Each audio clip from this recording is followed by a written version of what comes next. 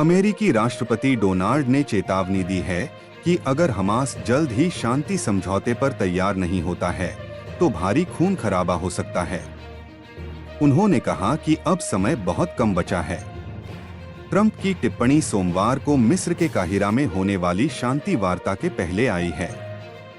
Trump ने खुलासा किया कि इजरायल, हमास और अरब देशों के अन्य मध्यस्थों के बीच अप्रत्यक्ष वार्ता काफी सकारात्मक रही है। उन्होंने उम्मीद जताई कि उनके प्रस्तावित शांति समझौते का पहला चरण इसी सप्ताह पूरा हो जाएगा। ट्रंप ने ऐसा न होने पर हमास को पूरी तरह तबाह करने की धमकी दी है। अपने ट्रुथ सोशल प्लेटफॉर्म पर डोनाल्ड ट्रंप ने लिखा, इस सप्ताहांत हमास और दुनिया भर के देशों, अरब, मुस्लिम और अन्य सभी के साथ बहुत सकारात्मक चर्चा हुई है।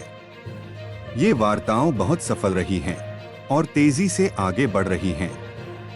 तकनीकी टीमें सोमवार को मिस्र में फिर से बैठक करेंगी ताकि अंतिम विवरणों पर काम किया जा सके और उन्हें स्पष्ट किया जा सके।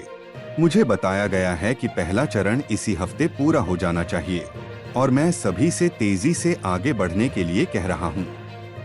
ट्रंप ने आगे कहा, समय सिमटता जा रहा है, वरना भारी खून खराबा होगा। ऐसा कुछ जो कोई नहीं देखना चाहता। एक अलग बातचीत में राष्ट्रपति ट्रंप ने CNN को बताया कि अगर हमास गाजा पर अपना शासन और नियंत्रण छोड़ने से इनकार करता है तो उसे पूरी तरह से मिटा दिया जाएगा। शनिवार को एक टेक्स्ट संदेश के जरिए जब CNN के जेक टैपर ने पूछा कि अगर हमास सत्ता में बने रहने पर अड़ा रहा तो क्या होगा, इस पर ट्रंप ने जवाब दिया, पूरी तरह से खात्मा।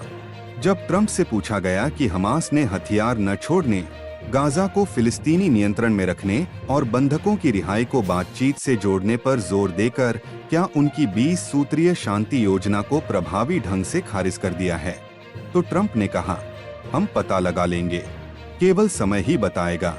राष्ट्रपति ने कहा कि उन्हें उम्मीद है कि जल्द ही यह स्पष्ट हो जाएगा कि क्या हमास वास्तव में शांति के लिए प्रतिबद्ध है। राष्ट्रपति डोनाल्ड ट्रंप ने पिछले महीने के आखिर में गाजा में युद्ध समाप्त करने और बंधकों की रिहाई के लिए 20 सूत्रीय शांति योजना पेश की थी। हमास ने इस योजना के कुछ हिस्सों पर सहमति जताई थी, जिसमें बंधकों की रिहाई और गाजा का शासन फिलिस्तीनी टेक्नोक्रेट्स को सौंपना शामिल है। हालांकि फिलिस्तीनी मिलिशिया संगठन ने कहा है कि वह अन्य मुद्दों पर बातचीत की कोशिश कर रहा है। दोनों पक्षों के वार्ताकार अब मिस्र के रिसोर्ट शहर शर्म अल शेख में इकट्ठा होंगे।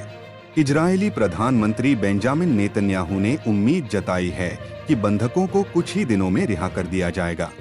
अगर आपको ये वीडियो पसंद आया हो तो इसे लाइक और शेयर करें, चैनल को सब्सक्राइब जरूर करें और बेल आइकन दबाएं ताकि हर नई खबर की सूचना सबसे पहले आपको मिले। धन्यवाद।